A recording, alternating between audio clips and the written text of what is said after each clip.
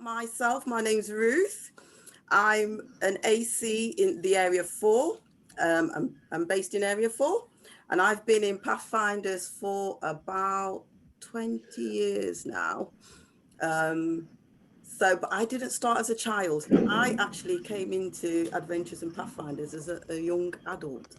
And I've thoroughly enjoyed it because I'm like a little child at times. So that's me. So I'm hoping we'll have a lot of fun today together.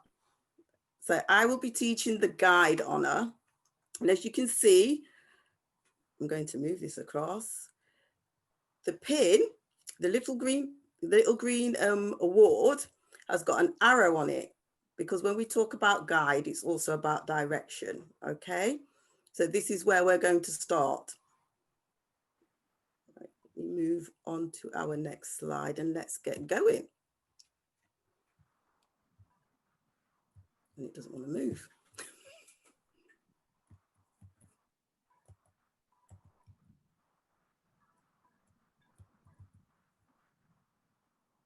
Can you use, have you got the page up or page down, Sister Ruth? Yeah, that's what I'm using. It's not doing it. So I'm going to try something else. It did it before. Click on the next slide. Yeah. Okay. So the things you're going to need today are a Bible, a pencil, an eraser, and some paper. And if you've downloaded your worksheets, you can get started and start filling in as we go through the presentation together. Okay. So here are the requirements for the award for guide. So we'll just go through them so you know what we're going to be covering today. So first of all, we need to describe what a guide does. We need to be able to lead someone to some of the following locations. So we've got a post office, a grocery store, a phone booth, a police station, a church, or a school. So we're not expecting you to have all those things in your local area, but the ones you do, we will expect you to be able to eventually, after the training, be able to guide somebody to one of those places, okay? We're gonna demonstrate how to ask for directions so you can actually practice that with your friends and your family, and also list the people whom you can safely ask the directions from. We're going to discuss how to draw a map and the best way to do that. And then you'll be able to also show any friends or family some directions. Okay.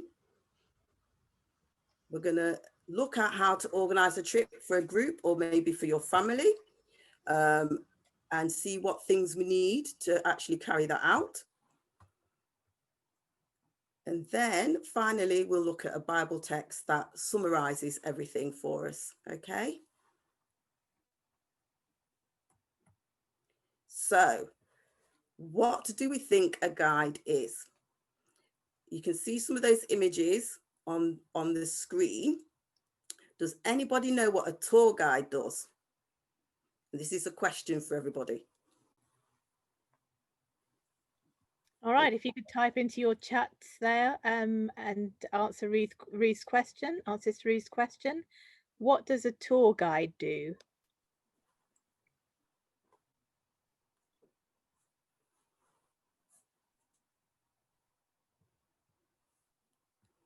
The clue would be... Helderberg, anything coming up? I'll give you all a clue. Usually, yes, there are some. Okay, so all right, okay, so show directions. It says they lead people. Oh, who's that? Lead people. I heard that one. Okay, keep typing, folks. Yeah. Show directions. Facebook is just a little way behind us, so they're a few seconds. We've got a person who guides you to where you want to go in another country. Yeah. Okay. Sister Ruth, can you can you just repeat what they need again? For when you started, I think the first slide where you said what they needed. So the first slide, we need a Bible, We'll need a pencil, an eraser, a rubber, an eraser, and some paper. Okay. And if you've already got your worksheets downloaded, if you have that to hand, that will be ideal because you can complete some of that as we go through. Okay. I can't see any more questions, any more answers on here to do with the guides and what a tour guide does. Okay, fine. so. Okay, so I'm going to go a bit deeper into what a tour guide does. So tour guides usually work in one specific location. And as you can see, we've got a map and a guide. So has anybody ever been somewhere where they're given a guide around the complex or around the area? For example, if you've gone to a theme park to find where the rides are, if you've gone into a stately home to find out what's in which different areas, into a museum maybe. Has anybody ever looked at one of those guides?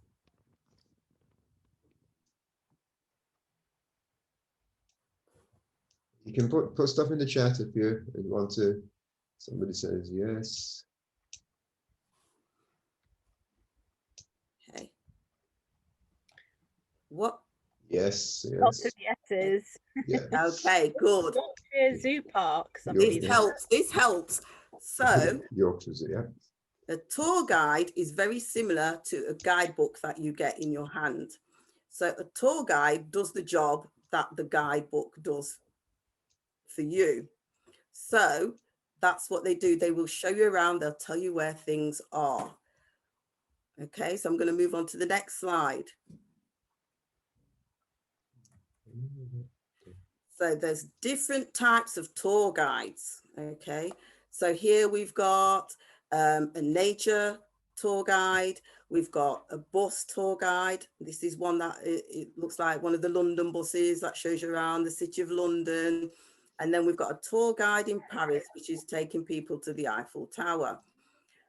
Can you give me some examples of what all tour guides have in common? What do they have similar? What is it about a tour guide that they all need to have? Hands. Yeah. Okay. Maybe not. What else do you think? They all guide you. They all guide you. They do. Yes. Anything else? Come on, adventurers. We know.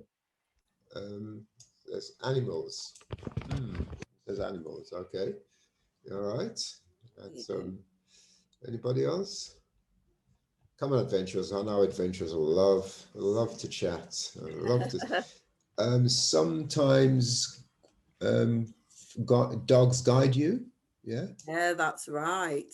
They do the same job as a guide. That's right. If the answers are not coming in quickly, we should just kind of keep moving just because of time of the next presentation. So if you pose the question and then move on, and then Helderberg and Natalie can come back with some answers. Okay. So the Okay. point I want to get to here is all tour guides have a knowledge of the local area or what they are giving the tour about. They know the way around. Oops. They know the history so that they can share that with you. So they don't need a map and they don't need information because they're the information. So I just want you to remember that as we go through the rest of the slides. Okay. Right. So what other people are guides for us? And sometimes we forget that there's people in our lives, in our everyday lives. During the week, you see people that actually are guides and actually show us the way in different ways.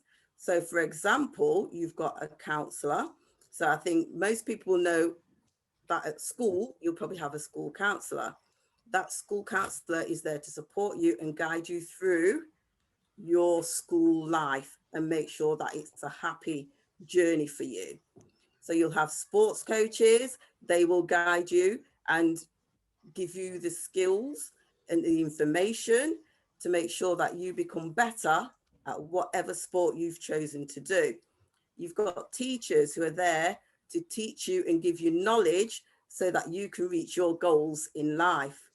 Parents, every day they are supporting and guiding you through each day.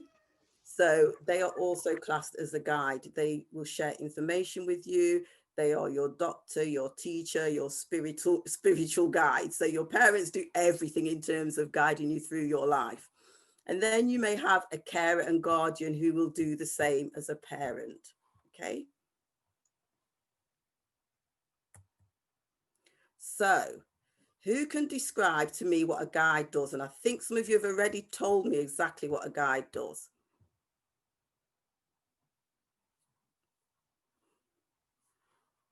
So these answers will be your first requirement that you need to complete on your sheet. We're just waiting for them to come through. One here says, if you've downloaded your worksheets, it's question number 1 on there.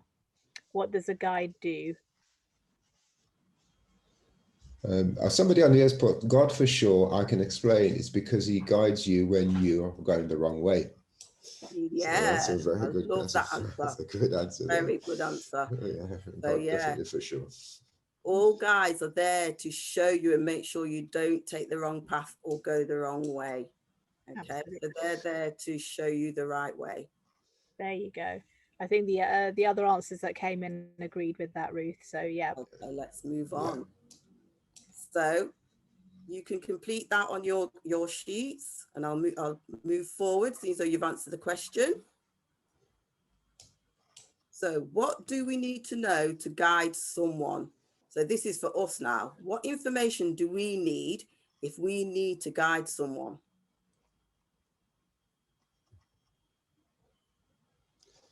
Kind of gave you a hint in the previous one. So if you're the person doing the guiding, what do we need? Somebody's put where to go. You need to know where to go. Yeah.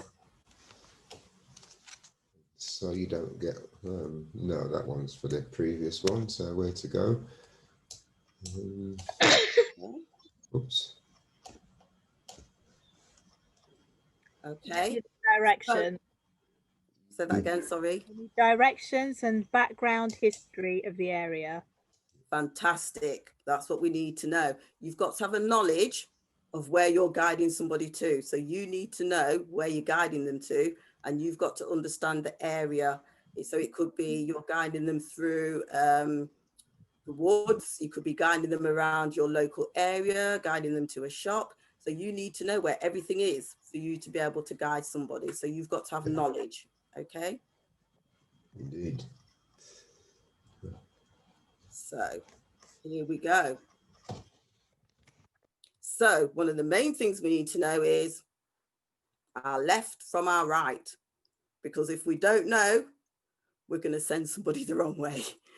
Okay, so we also need to know the destination of where that person wants to go and where he wants to end up or she wants to end up. It's very useful if we're guiding somebody around our local area, if we know some of the street names, because if someone takes a wrong turn, they'll be able to identify they've made a mistake by the name of the street. You also need to know what direction of travel they need to go. And one of the most important ones is landmarks. So my next slide is going to ask, what are these landmarks? So if anyone wants to put in their chat, if they can identify some of these landmarks.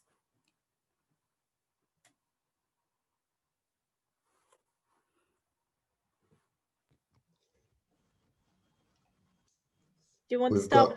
We've got Eiffel Tower. Okay. Big Ben. Yeah. What's this one?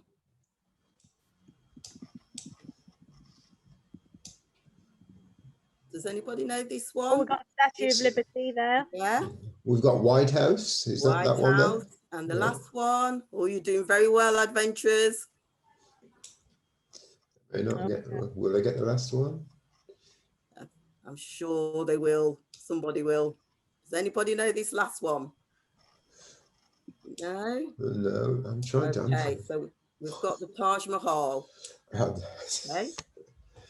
So everybody knows these because they're classed as landmarks, so they're easily identifiable. So we're going to learn about landmarks in our local areas. We go through this presentation because this will help us when we're guiding somebody. Okay. Yeah. Let's move on. So we're going to be looking at how we're going to give directions. And so we need to know the terminology when we're directing somebody for somebody to understand. So this first little diagram is of a building here.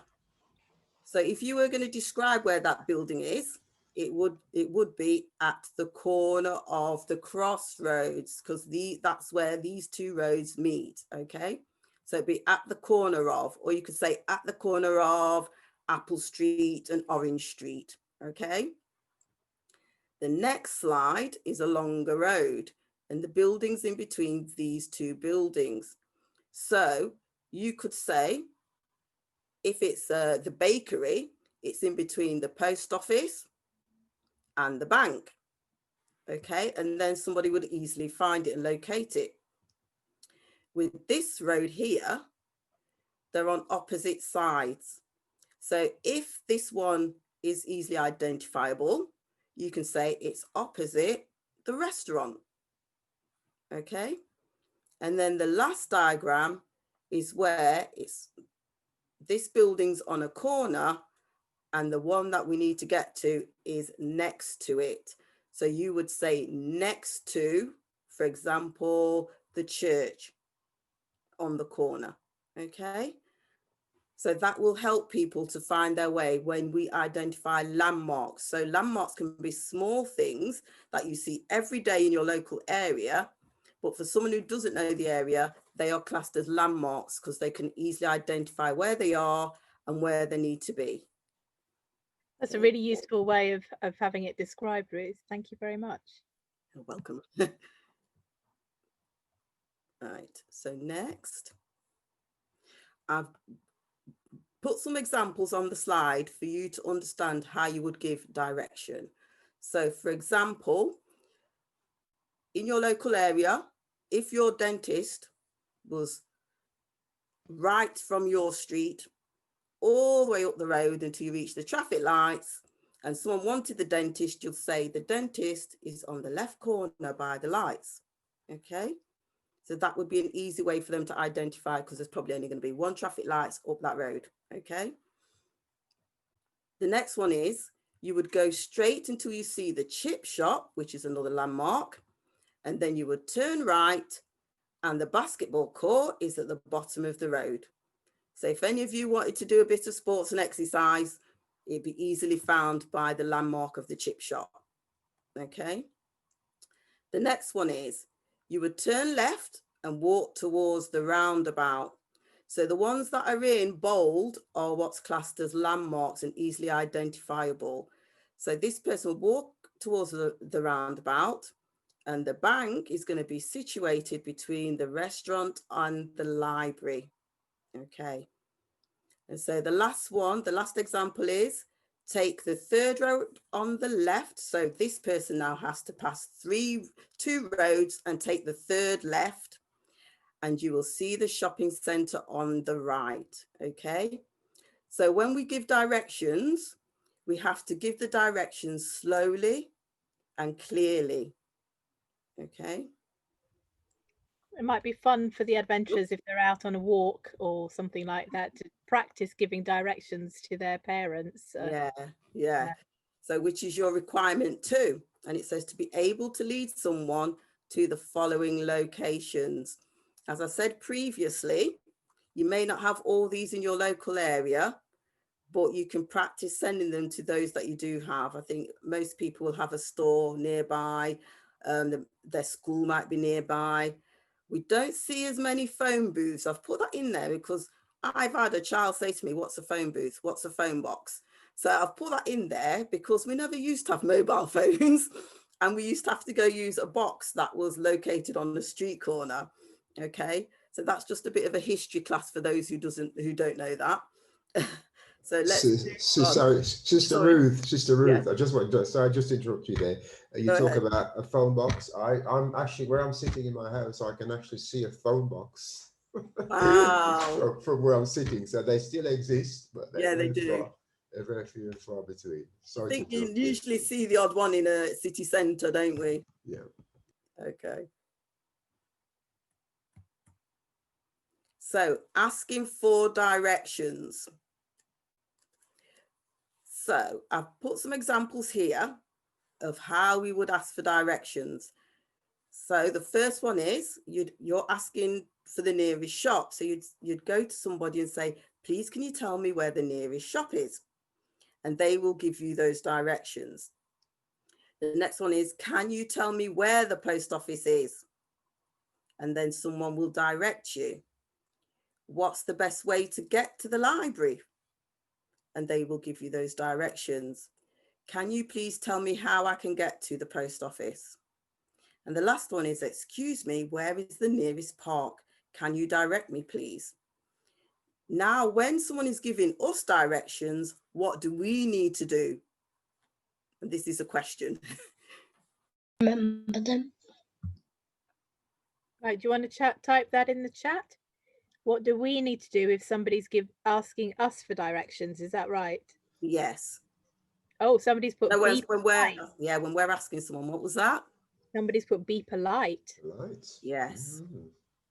Yes. Good answer. That's a very good answer. Is anything in the nothing on the Oh, remember the directions and thank them for them. Yes, that's right. And those who may not have a good memory, like myself, who's getting on in years a little bit, we probably will have a little notepad and write it down so we don't forget. So if you're like me and you forget things easily, maybe have a little notepad to write those directions down so you don't get lost or miss your way. Okay. Nothing on the Facebook yet, but that's a bit behind anyway. Let's move on then.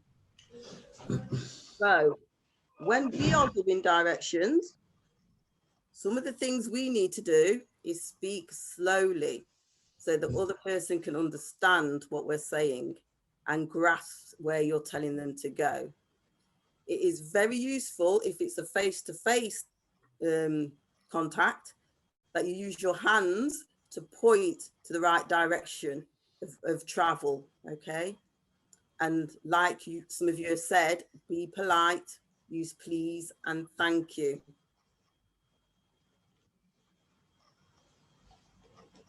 Okay. So who are some of the adults that we can speak to when we want to ask for directions? Now, I've put a few up there. People you know and trust, police officers, and teachers. Now, if none of those are around, who would you ask for directions? Can you give me some other examples?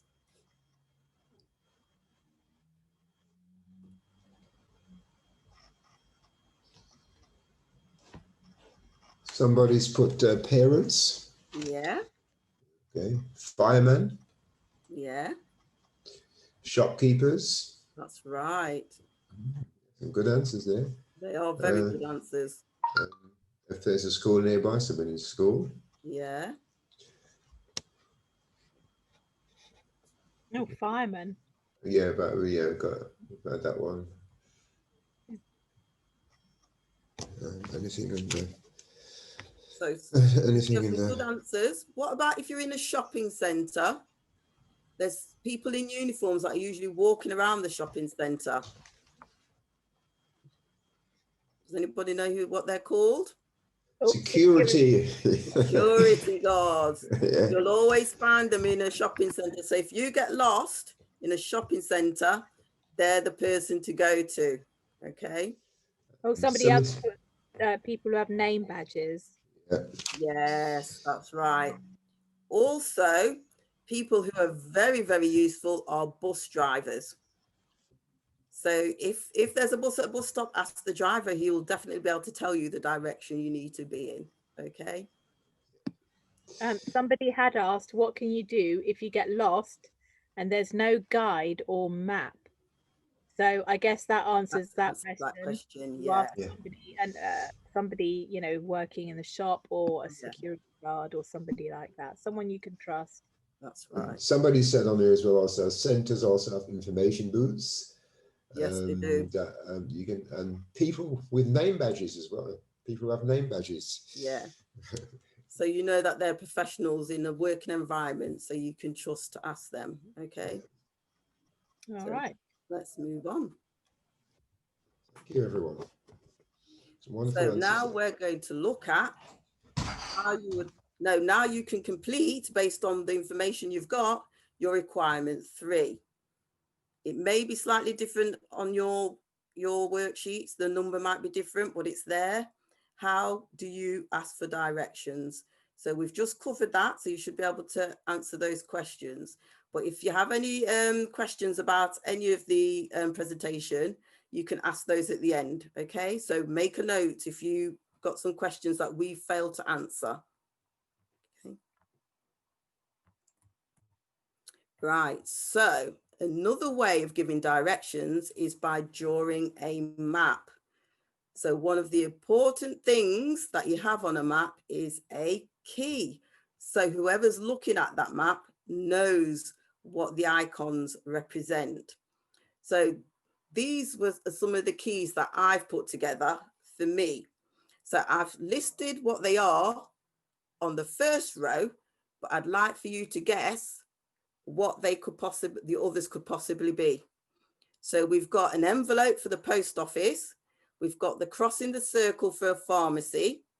We've got a telephone handset for a phone booth or a box. And we've got a basket for the supermarket or the store. So the next row, who can tell me the person diving into water? What do you think that represents? Lake.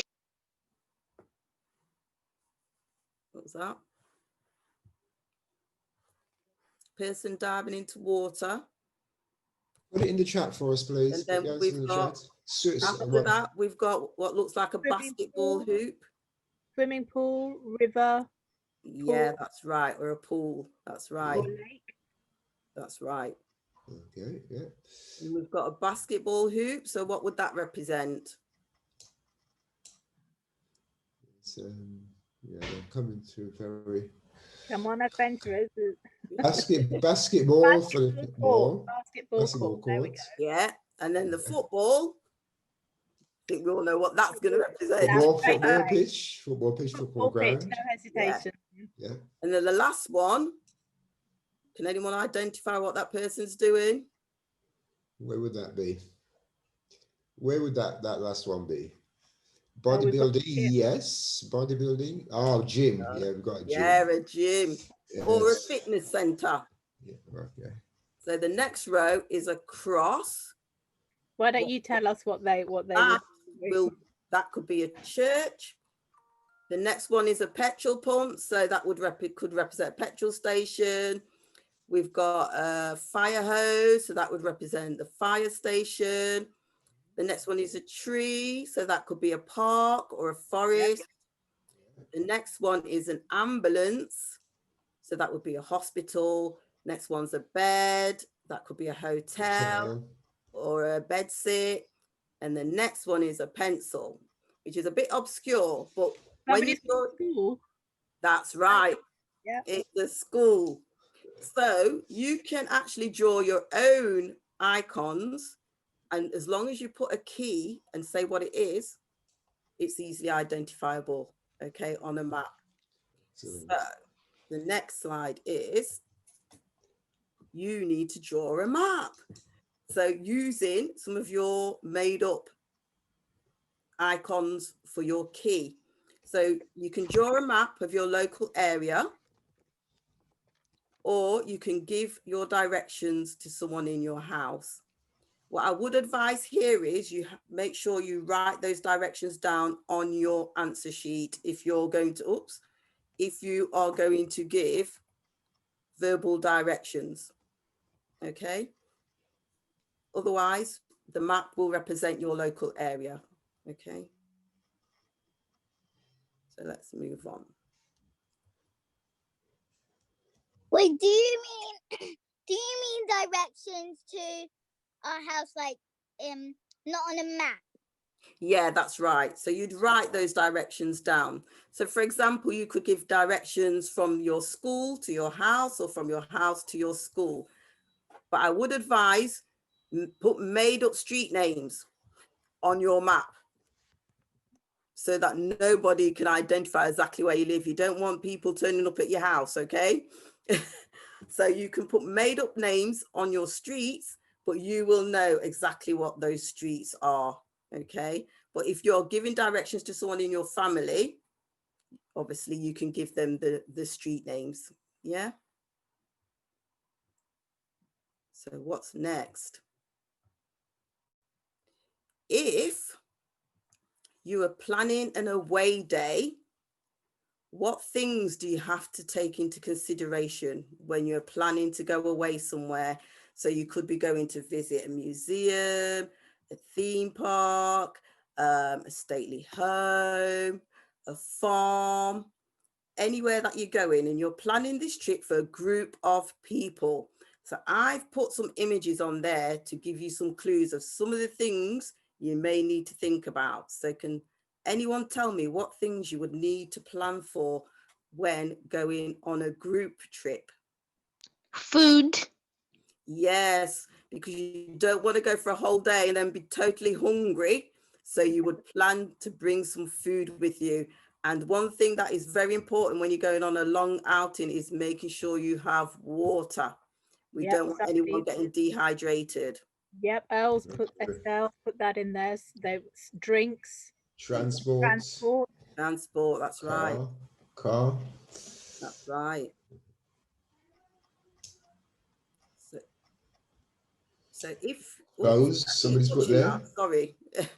If you are planning a group trip and you're inviting people, what would you need to do? I'm pointing to the one that you need to consider. Write a letter. A letter or Invitation. An invitation, that's right. And what do you think this one represents? Yep, somebody's put all weather clothes there. So That's right. Weather. That's right. So you consider well the done weather. for writing in the chat there. Okay. You adventurers are doing really well. I'm very, very proud of you. Yes, you are. So let's move on.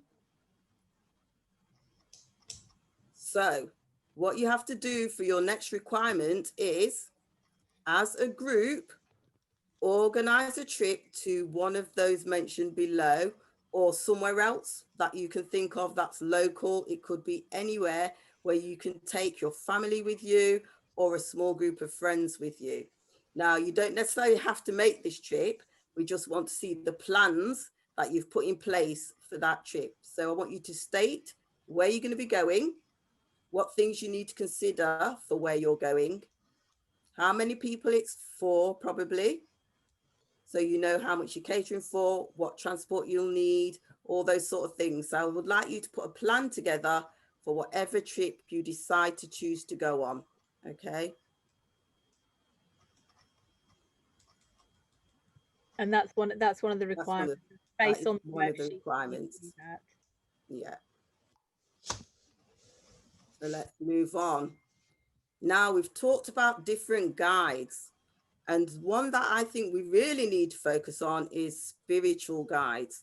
So I've put an image of a church there because I want you to think about all the people you come in contact with in church that you would consider to be a guide or a leader.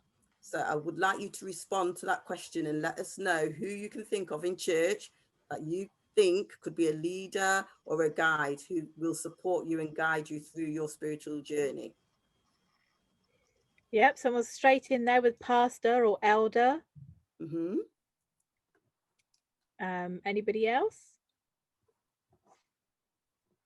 Any Preacher. others? Yeah. Hmm? I know we haven't been to church for a very long time, many of us. So Yeah, but but you're you having think to think back, a little more. yes, teachers. Somebody put teacher. I guess Sabbath Yeah. school teacher. Yep, I think that's it. Elder, adventurer leader. Mm-hmm. Okay. Adventure leader, very good. Yeah. So let's see what I got. I think you've got all the ones that I thought of too. My Oh, mother. somebody's put their mum and My mum. dad. Oh, Yes. that's good. Yeah. Very good. Okay. Hey. All right, let's see how it compares. These are some of the ones I've put down. So you Okay. could have an evangelist, your adventure counselor, the worship leader, the preacher, the guardian, a teacher, the parent, elder, and the prayer leader. So we come in contact with these people every time we go to church. Yeah. And sometimes we don't realize that they are actually helping us through our journey to find the Lord. Okay. Okay. There's a question on here. Maybe Pastor Diane can answer this one. Just a question about what is the difference between priest and a pastor? Okay. Now, is this from? Oh, so this is Felicitas. Are you in Ireland? Properly. So, Pastor Diane. Hey. Thank you. I don't think it has too much to do with this award, but why not answer it? Yes, priest is actually a minister of the Catholic Church, and the pastor usually would be connected to the Protestant church, like Adventist church or Baptist church. So one is connected. Priests are usually connected to Catholic Church. Thank you, Pastor. Okay. Thank you. Is there any more questions or? Somebody said our greatest guide is the Holy Spirit. Fantastic. Okay. Yeah. Excellent. Some excellent answers there, adventurers. As always, adventurers, you're so wonderful. They're on it. Bible scholars, that's what you are. Well done. Okay, let's move on. So, as we saw with the tour guide, he had his guidebook or a tour guide book to help him to learn the area and to help him to direct people. So we have the Bible as our guide. But what I want you to do is think about some of those Bible characters that you think are classed as leaders or guides in the Bible.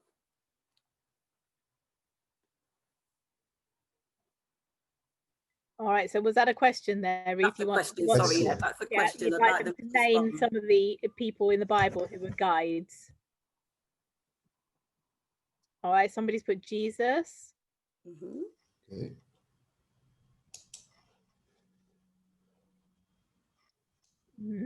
Abraham, Moses, Joshua, King David, Paul.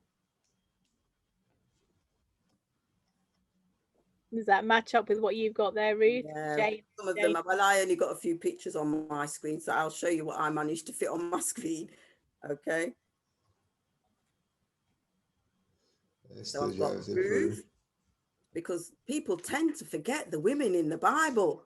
We must remember the women in the Bible.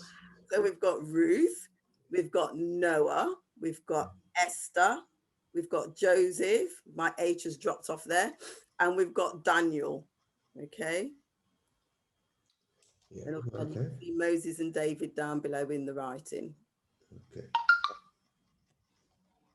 All right. So let's move on. So the last thing we're going to look at is the Bible text, which is Psalms 48:14. So I'd like you all to get those Bibles out now as we read Psalms 48:14.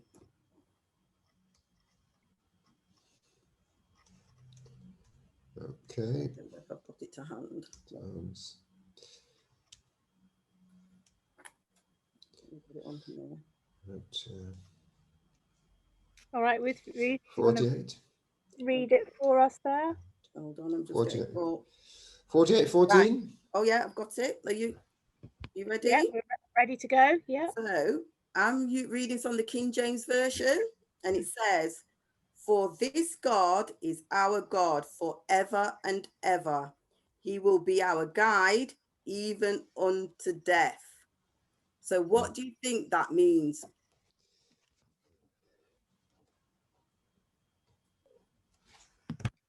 All right, answers in the chat there, if anyone has any thoughts on that.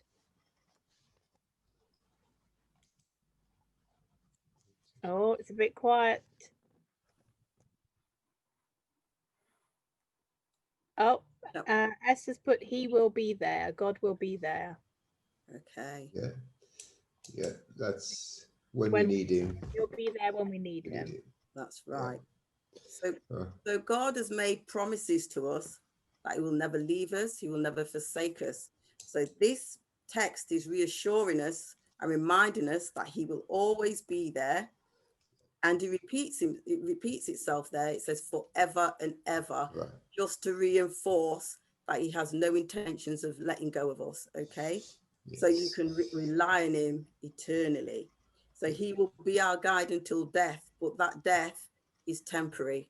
So he's talking about a temporary death because he is going to be with us through eternity. Okay. So it's a reminder that he will never let us go. All right. So we've come to the end. And is there any questions or clarification that you want to complete your worksheets that we've not covered? Okay, if you just type them in the chat for us. I'll give you a few seconds to see, but I think Sister Ruth has taken us through really well and answered all the given us some good pointers to answer the requirements. I think some of the homework is drawing a map. Is that right? Yeah, that's right. I can't remember which question that was. They'll find it. I It was think number 3. Drawing a map and then making an invitation to invite some friends round for an outing, I think it was, wasn't it? Yeah. So what it is, you draw a map of your local area, and that is used to direct somebody to, it could be your school, it could be the shopping centre. So that map, someone would have to look at and be able to look at that and find their way.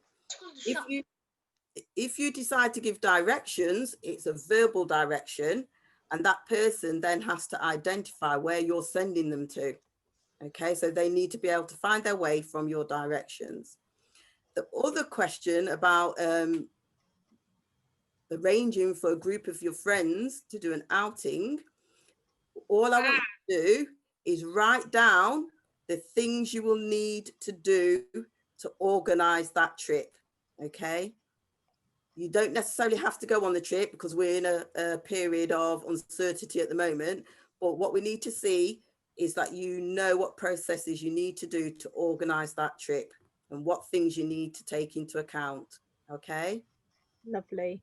Excellent. All right. Well, we don't have any questions. No, we don't. Ruth, I wonder if we could ask you to stop sharing your screen. Yeah. For a moment. Thank you very much, Sister Ruth. Adventurers, I hope you've enjoyed that.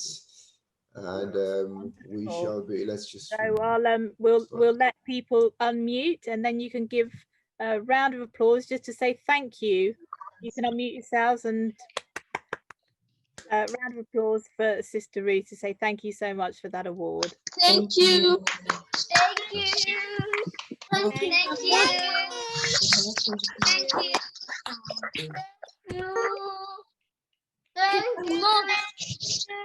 Thank you. You're welcome all. Nice to have you. Thank you for coming. Bye. Thank you. Bye. Bye-bye. Bye-bye. All right. And so thank you ever so much. That was wonderful. Now we all know how to be guides and how to rely on our heavenly guide as well. So thank you, Sister Ruth. What is Unica around? Is she there? There she is. I can see her. Just say hello. Hello. Hi there. So Sister Unica is going to take us through our next award, which is the Missionaries Award. So we'll go straight ahead with that. Okay, Sister Unica, you ready to? Okay, good. Do you want to start sharing? Let's give you the spotlight.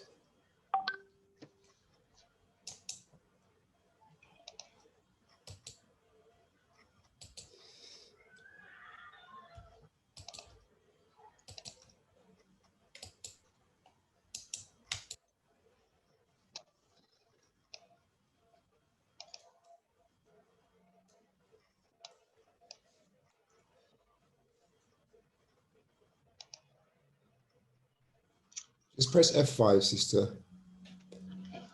Just press the F5 key. That should start it for you. Oops. Go back. I'm pressing. Okay, go back. Yeah, all right. Okay.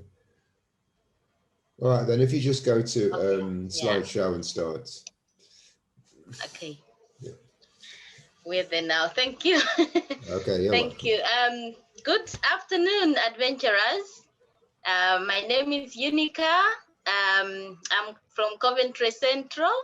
I'm currently the adventurer director, and I love working with adventurers. So this afternoon, we are going to learn the Missionary Award, and we are going to know who is a missionary and what a missionary is supposed to do.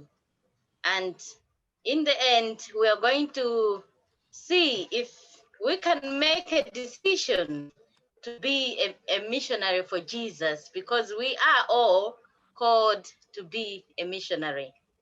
All right? So, okay. So, I believe all of you have downloaded the worksheet. And so as we go along the presentation, you'll be answering some of the questions. And so question number 1 is asking about who is a missionary. Can you just help me, adventurers? Who do you think is a missionary before we start talking about it? All right. Who do you think is a missionary? All right, let's have some answers in the chat then, please. Oh, wow. Let's have a look. In your own words. So, come on, adventurers.